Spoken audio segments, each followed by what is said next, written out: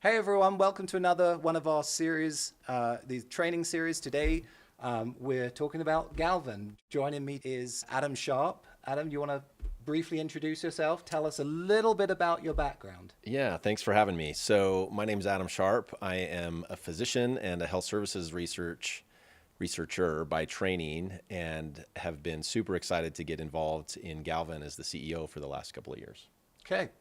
Um, what is high level? What is Galvan and why should we care? Yeah. Really great question. Galvan is evolving as we have launched a health and wellness blockchain that is now run separate from Galvan as part of the decentralized governance framework. And Galvan is a company that is using blockchain technology to help people to own their health and wellness and to give them tools to be their healthiest, best self. Okay. So today in this video, there are multiple facets of Galvan.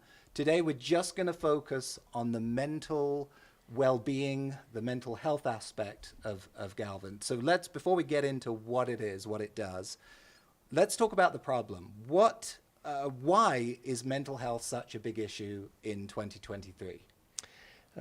This is a hard question to answer so briefly because it is such a dilemma. In North America, it has been called one of the greatest health challenges ever.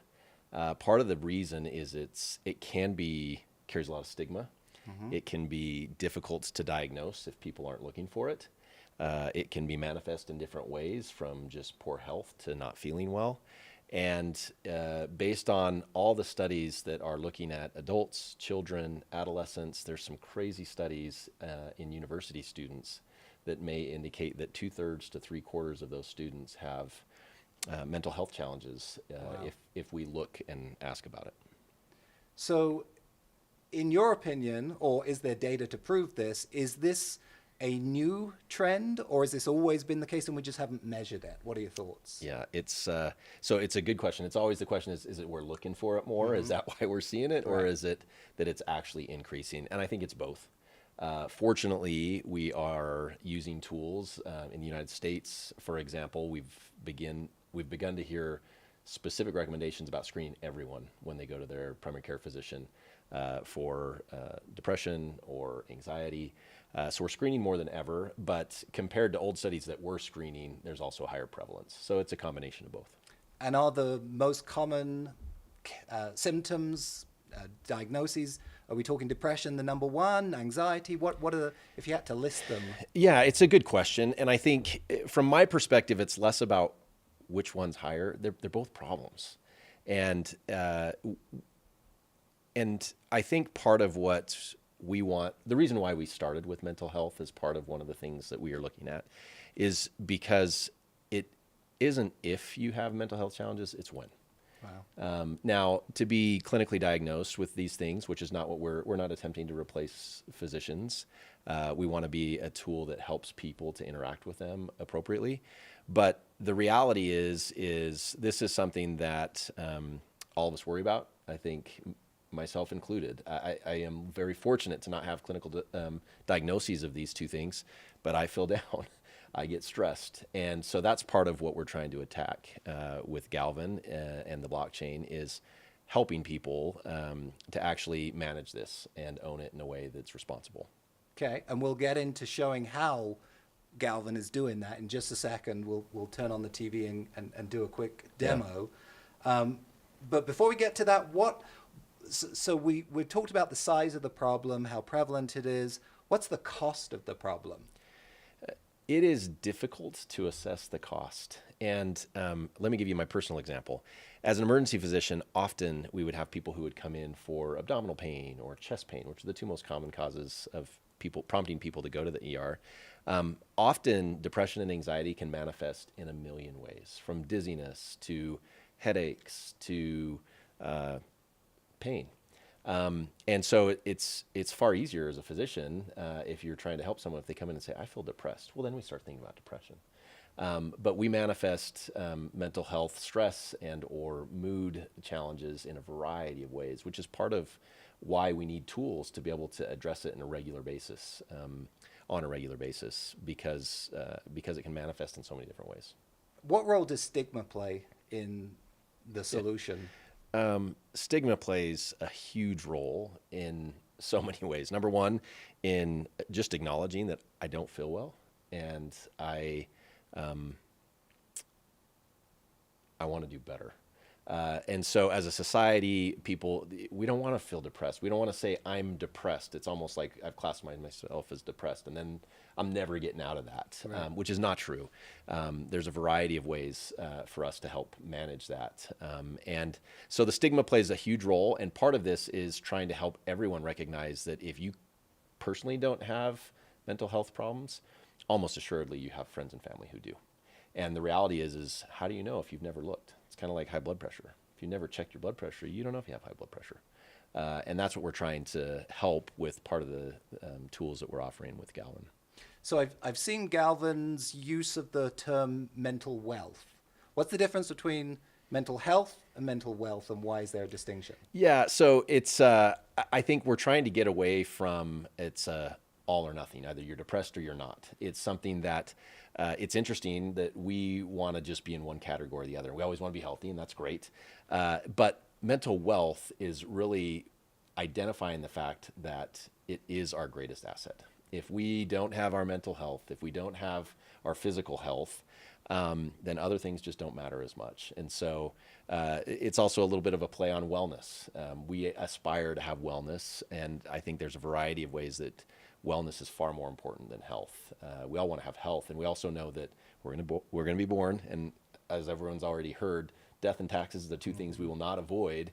And so it's not that we won't pass at some point, it's that we want to be our best self and be able to be well and enjoy the things and the people that we love being around until that day comes. Okay, so let's fire up this TV. We're gonna do a live tech demo, which is always fun. Let's see if it'll work. The HDMI connection, not the app. So show us what the solution is that you guys have come up with for the mental health. Check-in. So we have three pillars: mind, body, and soul. And we want to talk a little bit about mind here. And you'll see this was my last check-in, and I just want to do a check-in for you. I want you to see how simple this is. So I hit today's check-in and ask me, how are you feeling today? When you do it for the first time, there will be a little bit more instruction. But those of us that have already done this, I'm just going to start recording. And as you can see here, as it goes around our little head with the heart in it, it's tracking my voice. And I don't have to say anything in particular. In fact, I could speak another language, and yo puedo hablar en español porque podría ser esto. But the reality is it doesn't matter. It works in other languages. And then after we've spoken for 20 to 40 seconds, we just hit submit. And it says hang tight. And it tells you that it's using our AI technology to analyze 2,550 different biomarkers in our voice. And that's why it doesn't matter what language you speak, because it's using biomarkers that have to do with your voice inflection and your tone and the space between words and 2,500 other things. Sometimes if we're plugged into other devices, we have a challenge with the reading. Oh, we got one. Perfect. So here's our wellness check-in.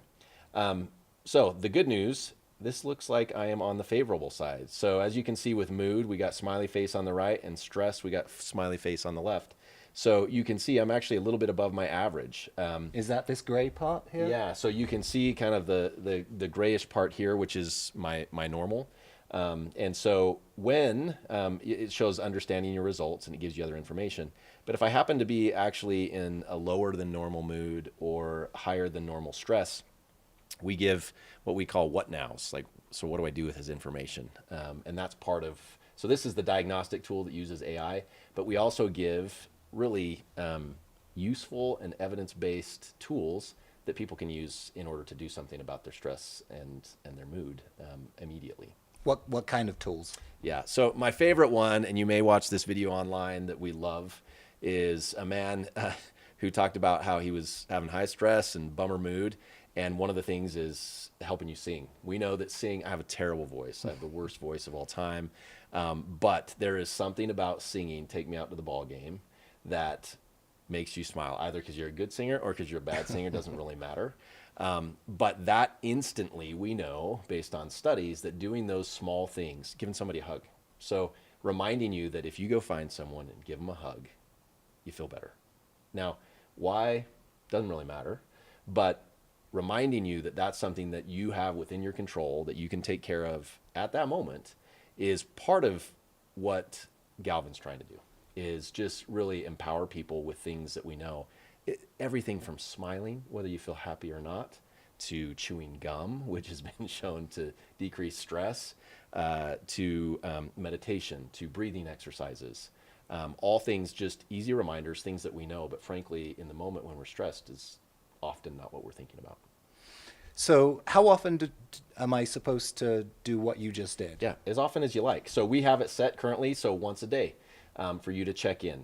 Mood, stress can go up and down, and we know that mood shouldn't change as drastically, but we have it set so that you can do it once a day. And we have currently, and again, our community can vote to change this at any point, but as we learn and go, this is a first in my experience that we've given a tool that usually someone would have to go and it's been tested against other things, but I won't get into that now. But the reality is this is something that daily you check in. We reward you for doing it 3 times a week with digital rewards, and it's just a common check-in for people to see how they're doing.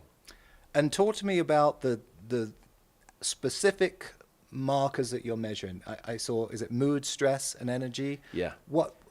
How do I then take that information and do something with it? Yeah.